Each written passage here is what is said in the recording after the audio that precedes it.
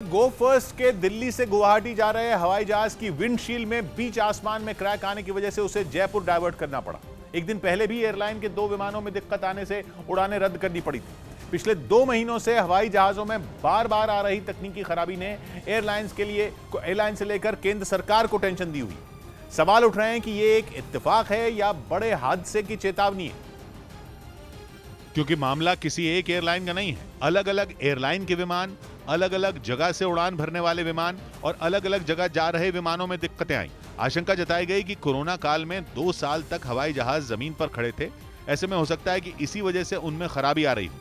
लेकिन भारत में civil aviation पर नजर रखने वाली संस्था डीजीसीए ने स्पॉट चेक्स के दौरान पाया कि विमानों में उड़ान के बीच खराबी आने की एक वजह उनके फिटनेस सर्टिफिकेशन में बरती गई कोताही है। कोई भी विमान यात्रियों को सफर पर लेकर तभी निकलता है जब वो पूरी तरह फिट होता है, लेकिन डीजीसीए को पता चला कि फिटनेस टेस्ट के दौरान कर्मचारियों की कमी और विमानों में किसी डिफेक्ट की मौजूदगी का सही तरह पता न लगा पाने की वजह से हवाई जहाजों को ग्रीन सिग्नल दे दिया गया और बीच सफर में ही उन्होंने दम तोड़ दिया। यही नहीं, डीजीसीए ने यह भी पाया कि MEL यानी मिनिमम इक्विपमेंट लिस्ट के तहत विमान उड़ान भरने के लिए रिलीज किए जा रहे हैं, जिसका मतलब यह होता है कि अगर किसी विमान के कुछ उपकरण काम न भी कर रहे हो तो भी उनके रिपेयर तक एक तय वक्त के लिए हवाई जहाज को उड़ने की इजाजत दे दी जाती है। लेकिन प्लेन उड़ाने वाली कंपनियां इस प्रावधान का धड़ल्ले से फायदा उठा रही थी। इसलिए डीजीसीए ने मामले को गंभीरता से लिया और 28 जुलाई तक सभी एयरलाइन को ये कमियां ठीक करने का निर्देश दे दिया।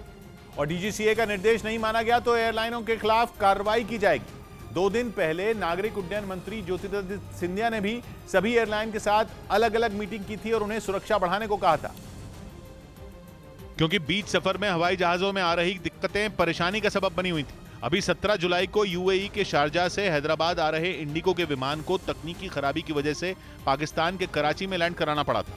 उसी दिन एयर इंडिया एक्सप्रेस की कैलिकट से दुबई जा रही फ्लाइट को पश्चिम एशिया के देश ओमान की राजधानी मस्कट में डाइवर्ट करना पड़ा था। बताया गया कि प्लेन में जलने की गंध आ रही थी। उससे पहले 5 जुलाई को दिल्ली से दुबई जा रहे स्पाइस जेट के हवाई जहाज में गड़बड़ी की वजह से उसकी भी कराची में इमरजेंसी लैंडिंग करानी पड़ी थी। ये तो महज कुछ मामले हैं। इस साल विमानों में उड़ान के दौरान खराबी और उनकी इमरजेंसी लैंडिंग की लिस्ट लंबी है।